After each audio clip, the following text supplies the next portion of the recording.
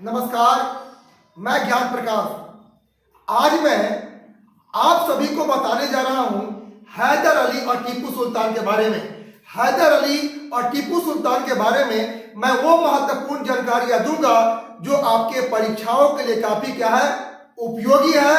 आप ध्यान से मेरे वीडियो को देखेंगे और अंत तक देखेंगे, तब जाकर के एक एक तथ्य आपको समझ में आएगा और मैं प्रत्येक तथ्य को क्लियर करने का प्रयास मैं करूंगा।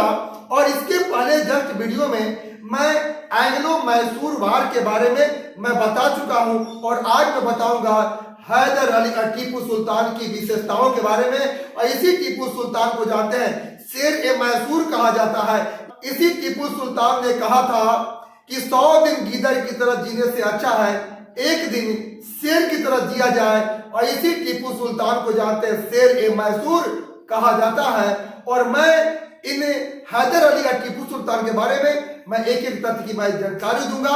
अगर आप मेरे चैनल को पहली बार देख रहे हैं, प्लीज इसे सब्सक्राइब आप जरूर कर लीजिएगा और बेल आइकन को प्रेस कर दीजिएगा ताकि जो भी वीडियो अपलोड हो आप सभी को मिलते रहे, चाहे जो वीडियो पहले अपलोड हुआ हो आपको मिल जाए। तो आइए मैं चलता हूं आपका हैदर अली और टीपू सुल्तान। पहले मैं हैदर अली के विषय में चर्चा करता हूं, ध्यान से आप सुनेंगे।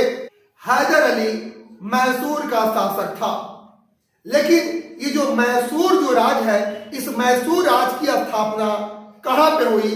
तो मैं चलता हूं विजयनगर। विजयनगर साम्राज्य के अवशेषों पर जिन स्वतंत्र राज्यों का उदय हुआ, उन स्वतंत्र राज्यों में मैसूर क्या था? प्रमुख एक राज था। यानी विजयनगर साम्राज्य के अवशेषों पर ही आपके मैसूर आपके राज का क्या जी उदय हुआ था। तो ये विजयनगर साम्राज्य के अवशेषों पर ये मैसूर राज्य का उदय हुआ। और मैसूर में वडियार वंश की स्थापना हुई। मैसूर में वडियार वंश का शासन था। और वडियार वंश का अंतिम शासक कौन था? तो वडियार वंश का अंतिम शासक चिक्का कृष्णराज क्या था? द्वितीय था। और चिक्का कृष्णराज जो द्वितीय था, वह अपने दो मंत्री नंदराज एवं देवराज के सहयोग से शासन कर रहा था। यानी चिक्का कृष्णराज द्वितीय शासक तो था, लेकिन वास्तविक सत्ता उसके दो मंत्रियों के हाथों में थी, नंदराज और देवराज। और इसी नंदराज ने क्या किया था? हैदर अली को एक साधारण सैनिक के रूप में नियुक्त किया था। और ये हैदर अली अपने कुशाग्र बुद्धि और काफी प्रतिभाशाली होने के चलते नंदराज से सत्ता क्या जी छीन लिया। यानी हैदर अली जो था 1761 ईस्वी में नंदराज को सत्ता से हटा करके मैसूर का शासक क्या जी बन गया। जब हैदर अली जब एक साधारण सैनिक के रूप में नियुक्त हुआ था, उस समय ये 1755 ईस्वी में डिंडीगुल में एक आधुनिक शस्त्रागार की स्थापना की। हैदर अली 1761 में नंदराज को सत्ता से हटा करके मैसूर का वास्तविक शासक बन गया। और हैदर अली जो था एक निरक्षर क्या था? शासक था। अनपढ़ क्या था? शासक था। और ये हैदर अली जो था, इसके फ्रांसीसियों के साथ अच्छे क्या थे संबंध थे, फ्रांसीसियों के साथ मित्रवत क्या थे संबंध थे, जिसके चलते निजाम मराठे और अंग्रेज हैदर अली से ईर्ष्या करते थे। और हैदर अली की राजधानी क्या थी? यानी मैसूर की राजधानी क्या थी? आपको श्रीरंगपट्टनम थी। और अंग्रेजों और मैसूर के बीच में 4 आपके युद्ध हुए थे। और पहले और दूसरे युद्ध का नेतृत्व हैदर अली ने किया था। और दूसरे आंग मैसूर युद्ध के समय पोर्टो नोवा का युद्ध हुआ था। और उसी पोर्टो नोवा के युद्ध में हैदर अली पराजित हुआ और पराजित होने के बाद उसका निधन हो गया। यह है आपके हैदर अली के बारे में महत्वपूर्ण क्या है जानकारी। और आइए मेरे साथ बोर्ड पर और एक एक तथ्य मैं बताने का प्रयास करूंगा।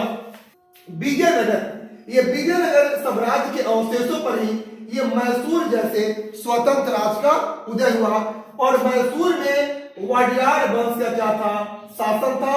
और वडियार वंश का अंतिम शासक कौन था? चिक्का कृष्णराज क्या था? द्वितीय था। वडियार वंश का अंतिम शासक कौन था? चिक्का कृष्णराज क्या था? द्वितीय था। और यह चिक्का कृष्णराज द्वितीय के समय वास्तविक सत्ता नंदराज एवं देवराज जैसे मंत्रियों के हाथों में थी। और ये नंदराज ने क्या किया था? ये हैदर अली को एक साधारण सैनिक के रूप में नियुक्त किया था। और हैदर अली काफी बुद्धिमान था, कुशाग्र बुद्धि का था और एक कुशल क्या था? राजनीतिक था। इसके बदौलत उसने नंदराज को सत्ता से हटा करके मैसूर का वास्तविक शासक क्या जी बन गया। अब आइए हैदर अली। हैदर अली का जन्म जो है 1721 में हुआ था और हैदर अली एक निरक्षर क्या था? शासक था। और मैसूर में वास्तविक सत्ता की स्थापना हैदर अली के नेतृत्व में हुआ था। और मैसूर का मंत्री कौन था? मैसूर का मंत्री नंदराज ने हैदर अली को एक साधारण सैनिक के रूप में क्या किया था? ये नियुक्त किया था। और हैदर अली 1755 में डिंडीगुल में एक आधुनिक जो है शस्त्रागार की स्थापना की। और हैदर अली 1761 में नंदराज को सत्ता से हटा करके मैसूर का शासक जो है बन गया। और हैदर अली का फ्रांसीसियों के साथ क्या थे? अच्छे संबंध थे, मित्रवत क्या थे? संबंध थे। और मैसूर की राजधानी क्या थी? श्रीरंगपट्टनम थी। और हैदर अली था ये प्रथम और द्वितीय आंग्ल मैसूर युद्ध का नेतृत्व किया। हैदर अली प्रथम एवं द्वितीय आंग्ल मैसूर युद्ध का नेतृत्व किया।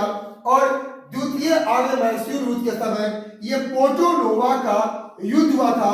और पोर्टो नोवा के युद्ध में आपका हैदर अली क्या जी पराजित हुआ। और पराजित होने के बाद आपका हैदर अली का निधन आपका 7 दिसंबर 1782 को क्या जी हो गया।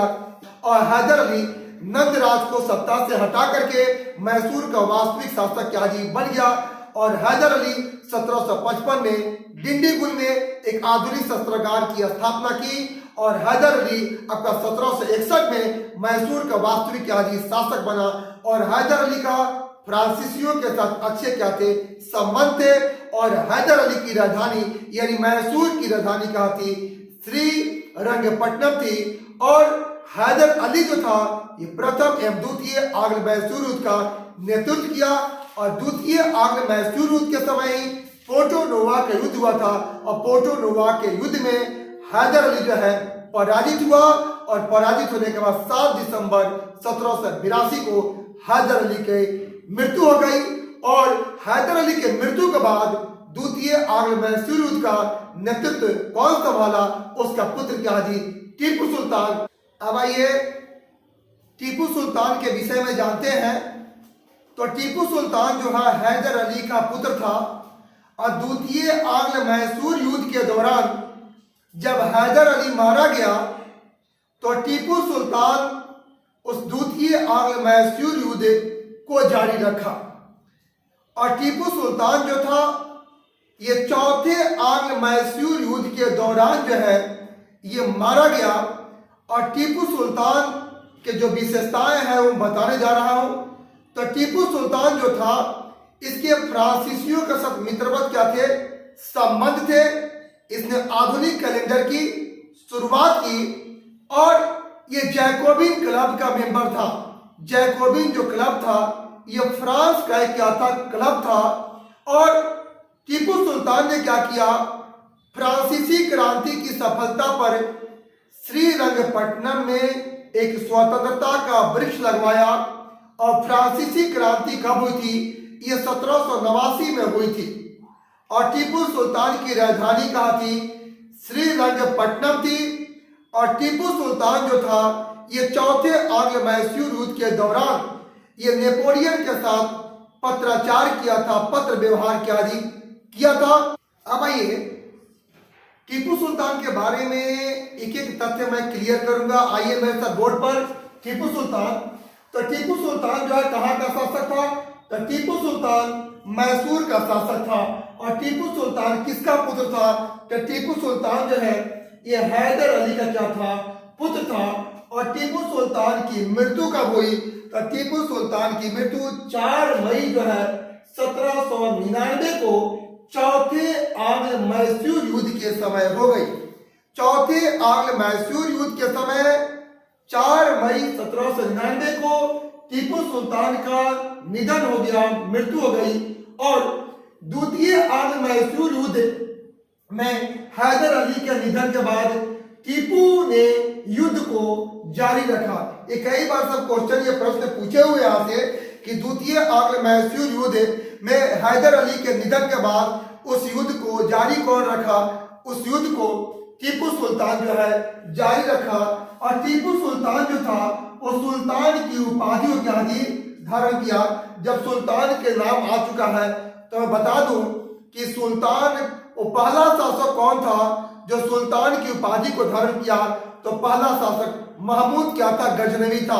महमूद गजनवी वो प्रथम शासक था जो सुल्तान की उपाधि को धारण किया। जबकि दिल्ली सल्तनत का पहला वैधानिक सुल्तान कौन था? तो दिल्ली सल्तनत का पहला वैधानिक सुल्तान इल्तुतमिश था, जिसकी बेटी रजिया सुल्तान भारत की प्रथम मुस्लिम शासिका बनी थी। आइए, तो ये टीपू सुल्तान जो था ये चौथे आंग्ल मैसूर युद्ध के समय, टीपू सुल्तान ये चौथे आंग्ल मैसूर युद्ध के समय नेपोलियन के साथ जो है ये पत्र आपको व्यवहार किया था। ये क्वेश्चन काफी महत्वपूर्ण है कि किस युद्ध के समय ये टीपू सुल्तान नेपोलियन के साथ पत्राचार किया था? तो चौथे आंग्ल मैसूर युद्ध के समय। इसके बाद ये टीपू सुल्तान की राजधानी कहाँ थी? तो टीपू सुल्तान की राजधानी जो थी और श्री आपके रंगपट्टनम थी। चाहे मैसूर की राजधानी कहाँ थी? श्री रंगपट्टनम थी। और टीपू सुल्तान के का ये फ्रांसीसियों के साथ क्या थे? ये अच्छे मित्रवत क्या थे? संबंध थे। और टीपू सुल्तान ने ये आधुनिक कैलेंडर की शुरुआत की। और टीपू सुल्तान क्या किया? ये फ्रांसीसी क्रांति की सफलता पर श्रीरंगपट्टनम में एक स्वतंत्रता का वृक्ष लगवाया। ये कई बार प्रश्न जो है सब पूछे हुए हैं, काफी महत्वपूर्ण है कि टीपू सुल्तान ने स्वतंत्रता का वृक्ष कहाँ लगवाया? तो श्रीरंगपट्टनम में लगवाया। किसके उपलक्ष्य में? तो फ्रांसीसी क्रांति की सफलता पर। और फ्रांस की क्रांति ये 1789 में हुई थी। अब आइए, यह टीपू सुल्तान जो था यह जैकोबिन क्लब का क्या था? मेंबर था। टीपू सुल्तान जैकोबिन क्लब का मेंबर था। और जैकोबिन जो क्लब था ये फ्रांस का क्या था? एक क्लब था। और टीपू सुल्तान ने अपनी सेना को फ्रांसीसी पद्धति से क्या किया? सुसज्जित किया था। काफी महत्वपूर्ण है। टीपू अपनी सेना को फ्रांसीसी पद्धति से सुसज्जित किया। और टीपू सुल्तान जो था ये स्वयं को नागरिक टीपू जो है कहता था, स्वयं को नागरिक टीपू कहता था। और टीपू सुल्तान जो था ये जमींदारी व्यवस्था के स्थान पर ये रैयतवाड़ी व्यवस्था को क्या जी अपनाया था। टीपू सुल्तान जो था वो प्रथम भारतीय शासक था जिसने अपने प्रशासनिक व्यवस्था में पाश्चात्य प्रशासनिक व्यवस्था का मिश्रण किया। काफी महत्वपूर्ण है। टीपू सुल्तान प्रथम भारतीय शासक था जिसने अपने प्रशासनिक व्यवस्था में पाश्चात्य प्रशासनिक व्यवस्था का सम्मिश्रण किया। आप यहाँ से नोट कर सकते हैं कि वह प्रथम भारतीय शासक था जिसने अपने प्रशासनिक व्यवस्था में आपको पाश्चात्य जो है प्रशासनिक व्यवस्था का सम्मिश्रण किया। और टीपू सुल्तान जो था वो 1796 में नौसेना बोर्ड का क्या जी गठन किया। और टीपू सुल्तान जो था वो टीपू सुल्तान प्रथम भारतीय शासक था जो आर्थिक शक्ति के महत्व को अपने सैन्य शक्ति का नींव मानता था। टीपू प्रथम शासक था जो अपने आर्थिक शक्ति के महत्व को ये सैनिक शक्ति की नींव मानता था। और टीपू सुल्तान ये प्रथम व्यक्ति था जिसने रॉकेट का युद्ध में प्रयोग किया। वो पहला शासक कौन था? वो पहला व्यक्ति कौन था जो युद्ध में रॉकेट का प्रयोग किया? वो है टीपू क्या हाजी सुल्तान है। और आगे है, और टीपू सुल्तान को साम्राज्यवादी जो लेखक थे, इस साम्राज्यवादी लेखक इसको सीधा साधा दैत्य की उपाधि आपको दी है। आप यहाँ से नोट कर सकते हैं। टीपू को साम्राज्यवादी लेखकों ने एक सीधा साधा क्या दी दैत्य जो है कहा है। और टीपू सुल्तान ने ही कहा था कि 100 दिन गीदड़ की तरह जीने से अच्छा है आपको एक दिन शेर की तरह क्या जी जिया जाए। और टीपू के वीरता के कारण ही टीपू को शेर ए मैसूर जो है कहा जाता है। और टीपू सुल्तान ने क्या किया, अंग्रेजों के विरुद्ध सहायता प्राप्त करने के लिए आपके विदेशों में अपने दूत भेजे थे। किन किन देशों में दूत भेजा था, तो टीपू सुल्तान जो है अंग्रेजों के विरुद्ध सहायता प्राप्त करने के लिए कुस्तुनतुनिया, फ्रांस, तुर्की, अरब और मॉरिशस में अपना दूत भेजा था। और टीपू सुल्तान के दरबार में दो प्रमुख आपके हिंदू कवि कौन थे, आपके पुरनिया और कृष्णराव। ये टीपू सुल्तान के दरबार में ये प्रमुख क्या थे, आपके हिंदू क्या थे जी, कवि थे। ये है आप टीपू सुल्तान के विषय में महत्वपूर्ण क्या है जानकारी। तो टीपू सुल्तान और अंग्रेजों के बीच दो महत्वपूर्ण आपकी संधि हुई थी। वो कौन कौन सी महत्वपूर्ण संधि हुई थी, एक हुआ था आपका मंगलौर की संधि, आप यहां से नोट कर सकते हैं। और दूसरा श्री जो है आपका रंगपट्टनम की संधि। ये दोनों संधि टीपू सुल्तान और अंग्रेजों के बीच में हुआ था। जबकि हैदर अली और अंग्रेजों के बीच में कौन सी संधि हुई थी, मद्रास की संधि हुई थी। और टीपू सुल्तान जो था किन किन युद्धों का नेतृत्व किया, तो टीपू सुल्तान जो था आपका ये दूसरा, तीसरा और चौथा आंग्ल मैसूर युद्ध का नेतृत्व किया। जबकि हैदर अली जो था वो पहला और दूसरा आंग्ल मैसूर युद्ध का नेतृत्व किया।